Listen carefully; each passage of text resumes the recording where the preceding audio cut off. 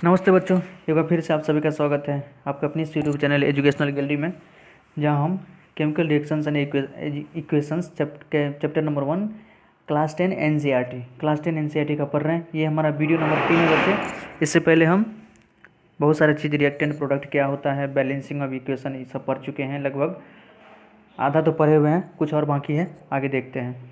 Writing है chemical equation video number 2 में हम पढ़ा दिए बच्चे। बैलेंस केमिकल इक्वेशन के बारे में बताए थे अच्छे से, ये सब यहाँ तक हम पढ़ चुके हैं। आगे है, ये बैलेंस्ड ही था। जिंक वाला ऑप्शन हम पिछले वीडियो में बताए थे अच्छे से। इस वीडियो में और अच्छे से आगे एक्सप्लेन करेंगे। Zinc plus hydrogen sulphate H2SO4 जो सल्फ्यूरिक एसिड था, इसमें कुछ ज़्यादा इंपॉर्टेंट चीज़ नहीं था क्योंकि ये बैलेंस्ड था। अनबैलेंस्ड को हम बैलेंस करके देखेंगे, वहाँ आप अच्छे से समझेंगे। तो आइए स्टार्ट करते हैं आगे। As the number of atoms of each element is same on both the side. इसी में जो जिंक के साथ जब सल्फ्यूरिक एसिड का रिएक्शन कराए थे बच्चे, इसमें आप अगर काउंट करेंगे तो जिंक जितना इधर है लेफ्ट साइड में उतना ही राइट हैंड साइड में है। जितना हाइड्रोजन, सल्फर, ऑक्सीजन सभी बैलेंस्ड है, तो इसलिए बैलेंस केमिकल इक्वेशन था। ठीक है, आगे देखते हैं। Let us try to balance the flowing chemical equation. अब इस केमिकल इक्वेशन को बैलेंस करके देखिए।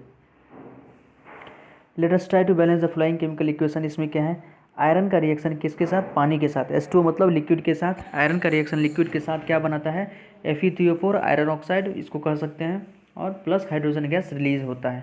ओके, इसको हमको बैलेंस करना है। उससे पहले तो हमको चेक करना है कि ये बैलेंस है या नहीं है। कैसे चेक करेंगे बच्चे, तो देखिए सभी चीज़ लिख लें, जो एलिमेंट है, जो एटम है लिख ले, जो भी एलिमेंट का एटम है लिख ले। आयरन है, हाइड्रोजन है, ऑक्सीजन है, ठीक, यही तीन ही है मेनली। रिएक्टेंट में कितना है, आयरन है, और प्रोडक्ट में कितना आयरन है, सब देख लें उसका नंबर। रिएक्टेंट में आयरन देखिए यहाँ पर कितना है, 1 है, तो 1 लिख दें। प्रोडक्ट में कितना आयरन, 3 है। हाइड्रोजन देखिए रिएक्टेंट में कितना है, 2 है। प्रोडक्ट में कितना है, 2 ही है। ऑक्सीजन रिएक्टेंट में देखिए 1 है, और प्रोडक्ट में कितना है, 4 है। तो बताइए, आयरन रिएक्टेंट में 1 है, प्रोडक्ट में 3 है, ये बैलेंस्ड है या अनबैलेंस्ड है, तो ये अनबैलेंस्ड है। बस यहाँ हाइड्रोजन बैलेंस है, नहीं तो ऑक्सीजन भी अनबैलेंस है, तो इसी को हमको बैलेंस करना पड़ेगा बच्चे। ये क्या है, ओवरऑल अनबैलेंस्ड इक्वेशन है, जिसको हमको बैलेंस करना है। स्टेप बाय स्टेप समझेंगे कि हम कैसे बैलेंस करेंगे। आइए देखते हैं, अच्छे से सुने, लाइन बाय लाइन बता रहे हैं हिंदी में, पूरा स्टेप बताएंगे, कोई दिक्कत नहीं होगा, पूरा वीडियो देखें। पहला स्टेप क्या है, step 1, to balance a chemical equation first draw boxes around its formula. किसी भी केमिकल इक्वेशन को जब आप बैलेंस करना स्टार्ट करेंगे या बैलेंस करेंगे, तो सबसे पहले क्या करेंगे, फर्स्ट ड्रॉ बॉक्सेज। प्रत्येक फार्मूला से पहले क्या करेंगे, प्रत्येक फार्मूला को एक बॉक्स में डाल देंगे। जैसे यहाँ पर देखिए सबको बॉक्स में डाल दिया है, आयरन को, H2O को, Fe3O4 को और हाइड्रोजन को। Okay, do not change anything inside the boxes while balancing the equation. जब आप इक्वेशन बैलेंस कर रहे हो उसमें आप कुछ और चीज़ नहीं बदलेंगे। सबसे पहला स्टेप क्या ध्यान रखेंगे कि सभी को बॉक्स के अंदर डाल देंगे। सारा स्टेप ध्यान रखें। Step 2, list the number of atoms और different element present in the unbalanced equation. जो अनबैलेंस्ड इक्वेशन था, इसमें कितना एलिमेंट रिएक्टेंट साइड में, कितना प्रोडक्ट साइड में था, सभी का लिस्ट बना ले। जैसे 3 ही एलिमेंट है यहाँ पर बच्चे, आयरन, हाइड्रोजन, ऑक्सीजन, जो हम पहले बनाए थे। आयरन कितना है, LHS में 1 है, प्रोडक्ट में कितना है, 3 है। हाइड्रोजन 2 है, यहाँ 2 है। ऑक्सीजन रिएक्टेंट में 1 है, और प्रोडक्ट में कितना ऑक्सीजन है, 4 है। ठीक, सभी का लिस्ट बना ले। स्टेप 2, ये 2 स्टेप था। पहला स्टेप क्या था, सभी को ध्यान रखें, और इसी स्टेप को आप फॉलो करेंगे आप अपने क्वेश्चन में भी, तो आप आसानी से क्वेश्चन को सॉल्व कर पाएंगे बच्चे। और ये क्वेश्चन आता है 5 नंबर का आएगा, 5 नंबर का लॉन्ग में आ सकता है कि आपको कोई रिएक्शन दे दिया रहेगा, उसको कहेंगे बैलेंस करने के लिए। तो बस इसी स्टेप सबको फॉलो करते जाएं, आपका रिएक्शन अंत में देखिएगा सारा स्टेप फॉलो हो गया, आपका रिएक्शन बैलेंस हो जाएगा। Okay, step 3, it is often convenient to start balancing with the compound that contains the maximum number of atom। आप क्या करेंगे, बैलेंसिंग की बारी होगी। स्टेप 1 में आप बॉक्स बनाएंगे, स्टेप 2 में सभी का लिस्ट बनाएंगे बच्चे, स्टेप 3 में क्या करेंगे, बैलेंस करने का बारी आएगा। जो मेन है स्टेप यही है, स्टेप 3। इसमें हम बैलेंस करेंगे किसको, उस एलिमेंट को बैलेंस करेंगे, उस कंपाउंड को बैलेंस करेंगे जिसका मैक्सिमम नंबर होगा, जिसका नंबर क्या होगा, मैक्सिमम होगा। ठीक है, वो पता चल जाएगा आपको कि किसका नंबर सबसे ज़्यादा है। इट में भी रिएक्टेंट और ए प्रोडक्ट, वो रिएक्टेंट साइड भी हो सकता है और प्रोडक्ट साइड भी हो सकता है। In that compound select the element which has the maximum number of atoms. उस कंपाउंड में उस एलिमेंट को, उस एटम को चूज करें जिसका मैक्सिमम नंबर है, ठीक, एटम का। Using this criteria we select Fe3O4 and the element oxygen. इस क्राइटेरिया का यूज़ करते हुए हम पाएंगे कि Fe3O4 का नंबर सबसे ज़्यादा है बच्चे। देखिए आयरन 3 है, ऑक्सीजन 4 है बच्चे, और तो आयरन 1 या दिख रहा था इसे, लेकिन Fe3O4 में 3 आयरन है और 4 ऑक्सीजन है, तो इसी को सबसे पहले पकड़ेंगे। There 4 oxygen atom on the RHS and only 1 on the LHS। Oxygen यहाँ कितना है, 4 है, और LHS में 1 ही था। ठीक, तो जहाँ एक देखिए Fe3O4 में ऑक्सीजन कितना है, 4 है, लेकिन H2O में ऑक्सीजन कितना है, 1 ही ऑक्सीजन है। तो यहाँ 4 है तो इधर भी 4 होना चाहिए। प्रोडक्टेंट में 4 ऑक्सीजन है तो रिएक्टेंट में भी 4 होना चाहिए। ठीक, तो 4 को करने के लिए क्या करेंगे, 1 को 4 से गुना कर देंगे, खुद 4 हो जाएगा। ओके बच्चे, तो 4 से यहाँ मल्टीप्लाई कर दें। To equalize the number of atoms, it must be remembered that we cannot alter the formula of the compound। जब हम नंबर को इक्वलाइज करेंगे तो ध्यान रखेंगे कि कंपाउंड के फॉर्मूला को आप अल्टर नहीं कर सकते हैं, जो कंपाउंड का फॉर्मूला है उसको अल्टर नहीं कर सकते हैं। ठीक, कहने का मतलब देखिए, कहने का मतलब है कि H2O एक फार्मूला हो गया। आप यहाँ यहाँ 4 ऑक्सीजन था, यहाँ 1 ही ऑक्सीजन था, तो 4 ऑक्सीजन करने के लिए O4 नहीं कर देंगे, O4 कर देंगे तो फार्मूला ही चेंज हो जाएगा, H2O4 हो जाएगा बच्चे। तो ये पानी तो हुआ नहीं, तो आप फार्मूला को चेंज नहीं कर सकते हैं, हाँ कोफिशिएंट में ऐड कर सकते हैं, जैसे यहाँ और अच्छे से बताया हुआ है। For example, to balance oxygen atom we cannot put coefficient, we can put coefficient 4 as 4H2O। हम कोफिशिएंट 4 को 4H2O लिख सकते हैं एंड नॉट H2O4। यहाँ 4 O4 नहीं लिख सकते बच्चे, और H2O का whole 4। Now the partly balanced equation becomes. ठीक, ये करना गलत होगा, ये करना गलत होगा बच्चे, ये करना गलत होगा। 4 को आप कोफिशिएंट में ऐड कर सकते हैं, ये सही है। ओके, बैलेंस करने के बाद, पार्शली बैलेंस करने के बाद आपको कैसा हो जाएगा, देखिए आयरन इधर है, 4H2 इधर हो गया, 4 ऑक्सीजन यहाँ भी हो गया। ठीक, ये आपका इक्वेशन हो गया। आप देख लें कौन बैलेंस नहीं है स्टेप 4 में।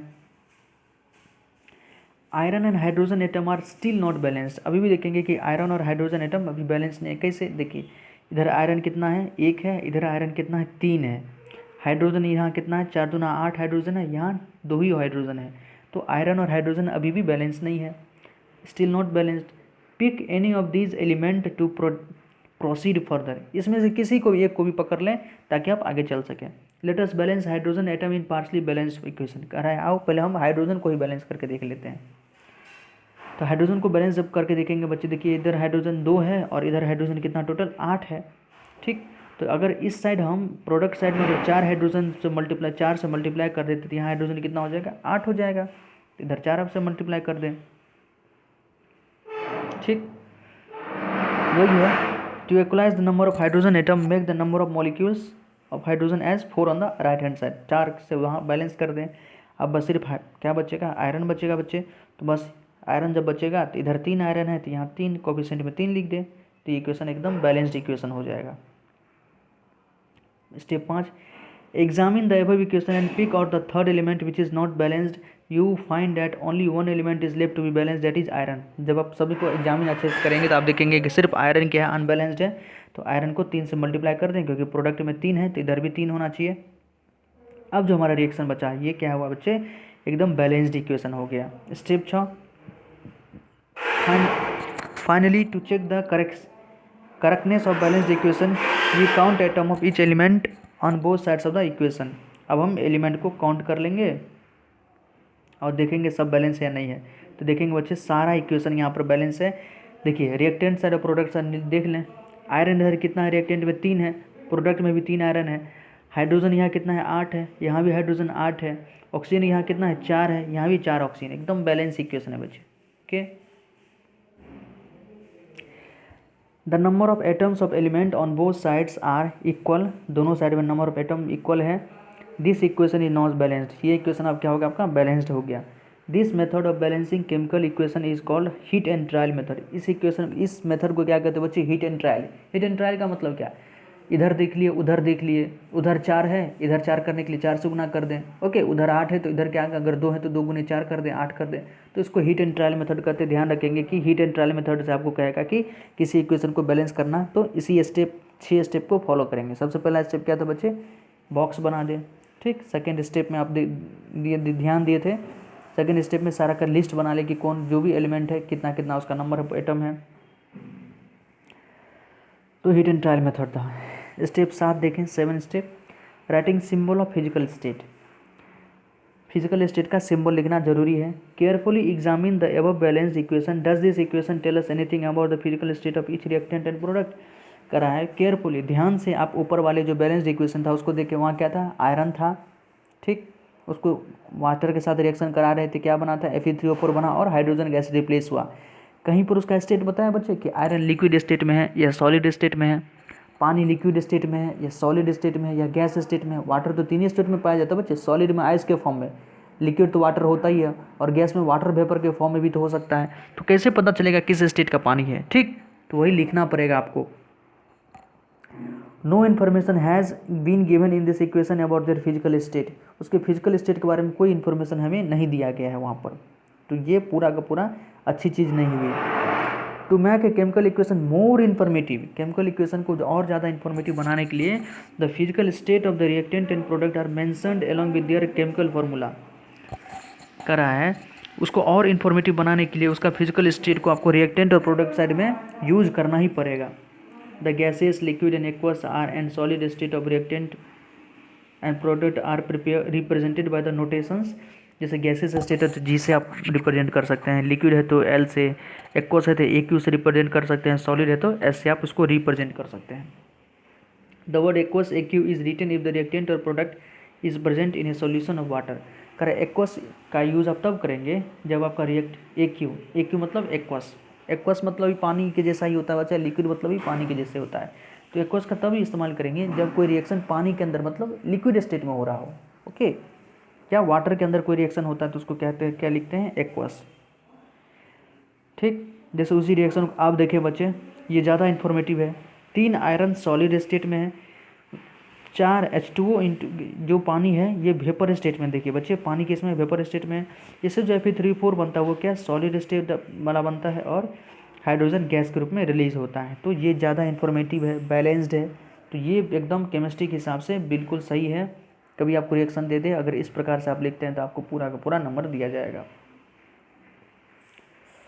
Note that the symbol G is used with H2O to indicate that in this reaction water is used in the form steam. Steam का मतलब वाटर वेपर बच्चे, कि वाटर के साथ में जो GS लगा हुआ है सिंबल, इसका मतलब वाटर स्टीम के रूप में है, मतलब वेपर के रूप में है। Usually physical state are not included in a chemical equation unless it is necessary to specify them. कहना फिजिकल स्टेट वैसे नहीं लिखा रहता है, जब तक कि आपको बोले नहीं तब तक आप उसको छोड़ भी सकते हैं, ठीक। जब तक आपको फिजिकल स्टेट के बारे में नहीं बोले कि फिजिकल स्टेट भी आपको लिखना है, तब तक आप उसको छोड़ सकते हैं। Sometimes the reaction condition such as temperature, pressure, catalyst etc for the reaction are indicated above और below the arrow in the equation. For example, कभी कभी देखिए बच्चे टेम्परेचर, प्रेशर, कैटलिस्ट सभी को डिटरमाइन करना पड़ता है रिएक्शन को और अच्छे से इंफॉर्मेटिव बनाने के लिए। जैसे देखिए कार्बन मोनोऑक्साइड पॉइजनस गैस है तो G लिखा हुआ है गैस, हाइड्रोजन गैस होता है तो G लिखा हुआ है। टेम्परेचर कितना 340 ATM, सॉरी प्रेशर ये 340 ATM मतलब प्रेशर है। यहाँ से जो बनता है CH3OH, okay, ethyl alcohol, sorry methyl alcohol है, CH3 है तो मिथाइल अल्कोहल पढ़े होंगे आप। 6 CO2 एक्वस स्टेट में है, 12 H2O लिक्विड स्टेट में है, सनलाइट क्लोरोफिल के प्रेजेंस में। ये तो आपका फोटोसिंथेसिस वाला रिएक्शन बता रहा है, okay. Using this step can you using these step can you balance the given text earlier. करें इस स्टेप का प्रयोग करके, ये तो बैलेंस है ही तो इसको बैलेंस करने की कोई आवश्यकता नहीं है। अब आइए थोड़ा बहुत इन टेक्स्ट क्वेश्चन देख लेते हैं। इन टेक्स्ट क्वेश्चन बनाना बच्चे बहुत ही कंपलसरी है, इंपॉर्टेंट है, क्योंकि आपके जो सबमिटिव असेसमेंट का एग्जाम हो या फॉर्मेटिव असेसमेंट का एग्जाम हो या आपका टेस्ट होता है या आपका ट्यूशन में टेस्ट होता हो, कहीं भी बच्चे यहाँ से क्वेश्चन पूछा ही जाता है। और NCERT से ही कोई भी क्वेश्चन बच्चे जहाँ भी पूछा जाता है NCERT से ही क्वेश्चन पूछा जाता है, क्योंकि ये टेक्स्ट बुक है, सभी इसको फॉलो करते हैं। All over the India NCERT को फॉलो किया जाता है बच्चे, इसलिए NCERT का एक एक क्वेश्चन, एक एक लाइन अच्छे से आपको पढ़ना चाहिए, एक एक क्वेश्चन को सॉल्व करना चाहिए। सभी को सॉल्व कराते हैं हम आपको। आइए फर्स्ट है, थोड़ा जूम कर लेते हैं। देखिए बच्चे फर्स्ट क्वेश्चन क्या है, why should a magnesium ribbon be cleaned before burning in air. पहला एक्टिविटी जो हम लोग पढ़े थे बच्चे यही था कि मैग्नीशियन का एक रिवर लें, टोंग से उसको पकड़ें और बर्नर में उसको जलाएं। तो कह रहा है मैग्नीशियन रिवर को हम क्लीन्ड क्यों करते हैं एयर में बर्न करने से पहले। तो देखिए बच्चे बताते हैं हम आपको। जो मैग्नीशियम होता है, अगर क्लास 9th में आप पीरियडिक टेबल पढ़े होंगे बच्चे, ये क्या है, ग्रुप 2A का मेंबर है। ग्रुप 2A का मेंबर है, बेटा मांगे कार्य स्कूटर बाप राजी। बेरिलियम के बाद जो दूसरा नंबर का एलिमेंट है क्या है, ये मैग्नीशियम है। 1A और 2A हाईली रिएक्टिव मेटल है। 1A और 2A जो होता है हाईली रिएक्टिव मेटल बच्चे, ये बहुत ज़्यादा रिएक्टिव है। ये आसानी से एयर में जो ऑक्सीजन प्रेजेंट होता है उसके साथ ऑक्साइड बना लेता है, ठीक। तो इसके ऊपर मैग्नीशियम के ऊपर ऑक्साइड का लेयर चिपका हुआ रहता है। जैसे कैरियर एक प्रकार समझिए कि इम्प्यूरिटीज़, मैग्नीशियम के चारों बगल क्या होता है, तो इम्प्यूरिटीज़ जमा हो जाता है। ये एक चारों बगल से इम्प्यूरिटीज इसको घेर के रखता है, एक लेयर बन जाता है मैग्नीशियम के चारों बगल। तो इससे क्या होगा कि इसका रिएक्शन में थोड़ा बहुत दिक्कत हो सकता है, ठीक। तो इसी को हटाने के लिए क्या करते हैं, सबसे पहले हम इसको हम साफ़ करते हैं। क्या करते हैं बच्चे, इसको हम इरेज करते हैं। एक प्रकार से समझिए इसको हम, इस जो ऑक्साइड ऊपर से लग गया है, मैग्नीशियम जो प्योर मैग्नीशियम था उसके ऊपर से इसको ऑक्साइड को हम हटाते हैं, ताकि ये रिएक्शन जो भी हम रिएक्शन कराने वाले हैं या इसको आग में हम जलाने वाले हैं उसमें ये अच्छे से पार्टिसिपेट करे। तो बस यही कि मैग्नीशियम एक हाईली रिएक्टिव मेटल है, इसके ऊपर ऑक्सीजन का लेयर बन जाता है जिसका मैग्नीशियम ऑक्साइड बना लेता है। वो स्टेबल होता है, आसानी से रिएक्शन नहीं कर पाएगा, इसलिए उसको रब कर देते हैं सैंड पेपर से, तो आसानी से साफ हो जाता है। सेकेंड है, right the balanced equation for the following. एक मिनट, ये जो फॉलोइंग रिएक्शन है उसका बैलेंस्ड इक्वेशन आपको लिखना है बच्चे। पहला है हाइड्रोजन प्लस क्लोरीन से क्या बनता है, हाइड्रोजन क्लोराइड। अभी बता देते हैं, देखिए हाइड्रोजन, हाइड्रोजन क्लोरीन का रिएक्शन से बनाया हाइड्रोजन क्लोराइड। देखिए हाइड्रोजन बच्चे जब भी आप यूज़ करेंगे H2 फॉर्म में, हाइड्रोजन हमेशा H2 फॉर्म में होता है, तो H2 hydrogen plus chlorine, chlorine भी क्या है, गैस है, क्लोरीन भी 2 फॉर्म में रहता है, Cl2 के फॉर्म में रहता है। इससे बनता है क्या, बनता है बच्चे HCl। HCl तो को पता है हाइड्रोक्लोरिक एसिड, कंसनट्रेटेड होता है, एकदम स्ट्रॉन्ग एसिड होता है बच्चे। आप बताइए, इसमें आपको बैलेंस करना है, बैलेंस करके ही लिखना है। बैलेंस्ड इक्वेशन पूछा आपसे, ठीक। तो देखिए बैलेंस करने के लिए पहले क्या देखेंगे कि बैलेंस है या नहीं है। हाइड्रोजन रिएक्टेंट पे कितना है, 2 है, क्लोरीन 2 है, लेकिन यहाँ पर दोनों एक ही एक है, हाइड्रोजन भी यहाँ एक है, क्लोरीन भी एक है। क्या करें, आसानी से 2 से मल्टीप्लाई कर दें। अब बताइए, हाइड्रोजन भी 2 हो गया प्रोडक्ट साइड में, क्लोरीन भी 2 हो गया प्रोडक्ट साइड में, तो ये आपका इक्वेशन एकदम बैलेंस्ड हो गया। तो आसान था बच्चे। दूसरा है बेरियम क्लोराइड एल्यूमिनियम सल्फेट के साथ रिएक्शन करके क्या बना रहा है, barium sulphate plus aluminium chloride. बहुत आसान है, देखिए बेरियम क्लोराइड 9th में पढ़े होंगे, तो कंपाउंड बनाना वहीं सिखाया जाता है बच्चे। हम थोड़ा आपको बता देते हैं, कंपाउंड बनाना 9th क्लास में ही सिखाया जाता है बच्चे। बेरियम क्लोराइड क्या होता है, BaCl2। बेरियम क्लोराइड का रिएक्शन किसके साथ, एल्यूमिनियम सल्फेट के साथ, Al2SO4 का होल थ्राइस, ठीक। इसका रिएक्शन एरो डाल देते हैं बच्चे, रिएक्शन करके क्या बनता है, barium sulphate, barium sulphate plus AlCl3 aluminium chloride, aluminium chloride, ठीक है। इसको बैलेंस करना है बच्चे, सभी को आप अच्छे से कॉपी पे लिखें, आसानी से बैलेंस हो जाएगा। देखिए ऑक्सीजन 12 है, ठीक, बताए थे ना जो सबसे ज़्यादा है उसको पकड़ें। तो ऑक्सीजन यहाँ बच्चे 12 है, देखिए 12 है ऑक्सीजन, यहाँ 4 ऑक्सीजन, तो 3 से यहाँ मल्टीप्लाई कर दें, यहाँ भी ऑक्सीजन 12 हो गया। तो ऑक्सीजन 12 हो गया बच्चे, सल्फर 3, बेरियम 3, तो 3 बेरियम इधर है, 3 बेरियम इधर भी कर दें, 3 से मल्टीप्लाई यहाँ भी कर दें। सॉरी थोड़ा बहुत ये लिखा गया, इसको यहाँ से इरेज कर दें।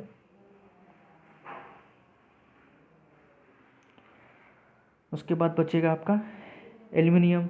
एल्यूमिनियम बचे यहाँ देखिए 2 है, 2 एल्यूमिनियम है, तो यहाँ 2 एल्यूमिनियम से मल्टीप्लाई करना पड़ेगा। अभी आपका बैलेंस्ड इक्वेशन हो गया, ठीक। तो इस प्रकार से आप कर सकते हैं, आसान क्वेश्चन है।